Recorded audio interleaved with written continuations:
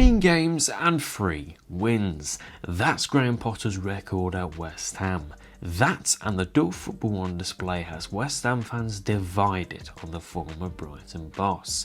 It's been widely questioned from the fan base and neutrals of Potter's ability to create a connection to the supporters, to keep his cool in press conferences, and to ideally not say you hope the club's local rivals make the European final. He's certainly not hit the ground running.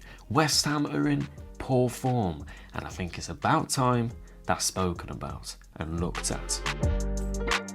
Now, before we look into West Ham more tactically, let's just establish statistically how they've been performing under Graham Potter. In the 15 games we've seen West Ham in the Premier League, we've obviously seen them only win 3 against a very poor Leicester City side, a 1-0 win at Arsenal and a clinical win against Fulham. Under Potter, they've scored 16 but conceded 18, an average 1.01 xG per 90, whilst conceding 1.2 xG per 92. So not bad defensively at all, but not a whole lot going on the other side of the pitch either. So far under the 49-year-old's tenure, West Ham have either set up in a 3-4-2-1 like shape or a 4-2-3-1, but mostly it's been this back 3/back 5 setup. Let's deconstruct this tactically now, starting with the ball, then its issues, before shifting off it, addressing those issues too. With the ball from low build-up, Potter wants his side to play out from the back short. It's usually a 3-2 build-up from the back, 4 if you want to include the goalkeeper, and its obvious aims are to bait the press, play quite intricately, enjoyable football, and preserve possession of course. To help with this, the two forwards behind the striker drop deep, looking to receive the pass as an outlet for the centre-back. By doing this, the aim is to drag away opponents and create more space for the Hammers to attack with. Often, they tend to move more down the right side a little bit more, where you have the likes of Saka, Jarrod, Bowen, Tobido, potentially Lucas Paqueta, as opposed to Aaron Cresswell, Emerson, Kudus, James Ward-Prowse. One side is better at retaining the ball and combining with teammates than the other. In the middle third, once looking to penetrate and attack the opposition, they look to do so with effective build-up, in their 3-2-5 shape as you can see.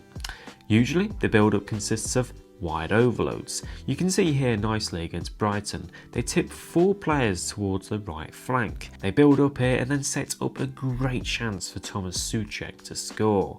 I think there's good levels of technicality shown here, but it's not all to their approach that Potter goes for.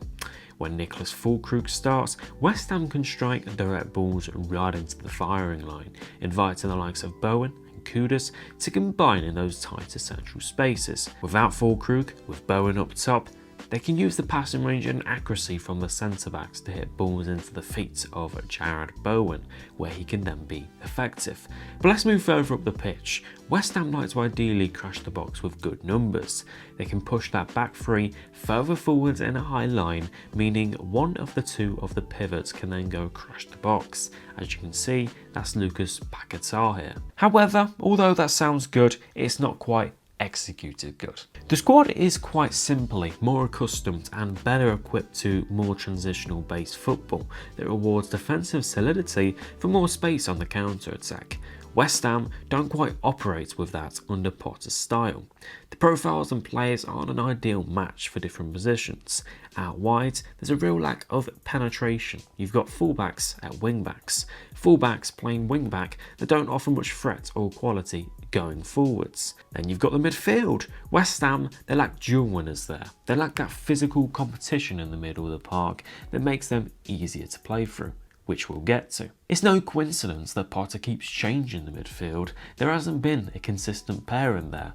When you look at those direct balls into Füllkrug, the idea is for him to bring it down to Bowen and Kudus. But because of that initial duel with Füllkrug and the narrow positioning of the 2 beside him, it invites scrappiness, messy play, duels that West Ham don't win that much. So if Bowen or Kudus fail to retain that ball, it makes it very easy for the opponents to breeze by and play through West Ham in midfield, giving the Hammers a huge lack of control there. But to add to all this, Potter's side lacks creativity on the eye when you watch them. They try and implement rotations amongst the forward line, yet it doesn't really take off. There's not a whole lot of fluidity, no real passing combos, no clear idea, and the usual reliance on Jarrod Bowen to provide the goods. The longer that goes on, the less and less effective they become on keeping the ball higher up the pitch, and that also leads to less confidence the forward line holds. However, now let's shift away from that and talk off the ball. Off the ball within the press, they've altered quite a bit here and there. Sometimes it's a 3-4-3 man-to-man press as the wing-backs look to push up onto the opposition full-backs, with the front three staying high. And sometimes we've seen a 4-4-2. Paqueta drops into the midfield from the front three and Saka pushes up, leaving a back four with Tobido shifting to right back. Once they've been pushed into their own half, as you can see against Brighton, it's more of a 5-3-2 out of possession shape. The shape is compact, they get numerous numbers back for crosses, and like any compact off the ball shape, it forces a team out wide. The Hammers will then look to counter that with two players moving across to the wide spaces, one from the two up top and one from the midfield three. I'm not going to lie to you though, throughout Graham Potter's reign, there really hasn't been a handful of great performances off the ball. The lack of intensity is seriously clear. If the aim is to force the opponents out wide, then you need to actually counter that with good intensity and organisation. Instead, they don't. Either they get played through due to the lack of intensity and get done out wide, or the players tilt too much to one side and then get played through here too.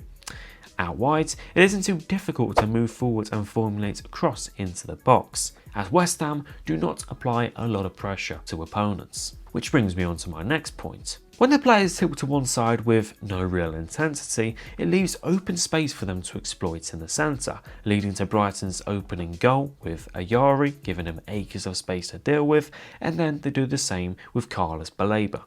It is schoolboy stuff. If we look higher up the pitch again, we still find the same issues. The pressing structurally sometimes looks generally quite good.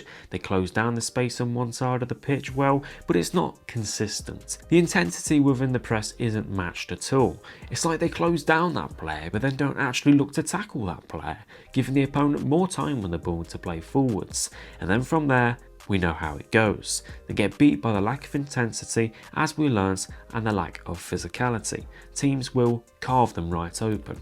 It's not like, though, that West Ham gets smashed at all. Their biggest defeat under Potter so far has been a 2-0 loss to Crystal Palace at home, which is nothing despite the negative mood amongst the club.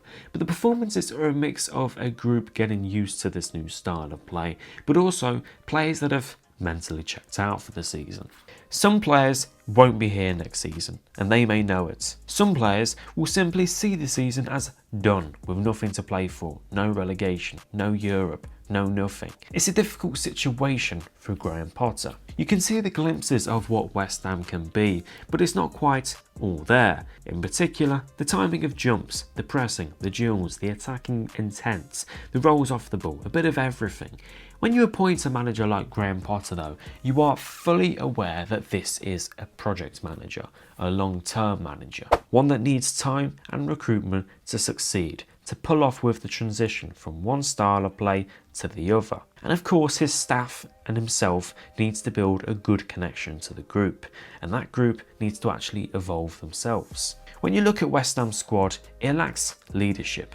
Jarrod Bowen's the captain, who's an attacker who can't communicate to everyone as effectively as a midfielder or a centre-back, or can't communicate as well as the likes of Mark Noble, Declan Rice, Craig Dawson, Angelo Ogbonna. But it's not a fluke that in their last 3 wins under Graham Potter, Aaron Cresswell started 2 of them and came off the bench in the other. Leadership to a group is integral, and I think time and backing will be integral too to Graham Potter's chances of success in East London. So to me, it's a bit of a mix between players transitioning from a very transitional, direct style of play to possession based, but also players that simply just aren't all mentally up there. The incapability to hold on to a goal late on quite clearly shows the fragile mentality and fragile nature amongst the group of players right now. Thank you for watching today's video. If you did enjoy, make sure to smash a like and subscribe to the channel. Do you think Graham Potter will succeed at West Ham United? Let me know in the comments. Thank you for watching, and I'll see you guys in the next one.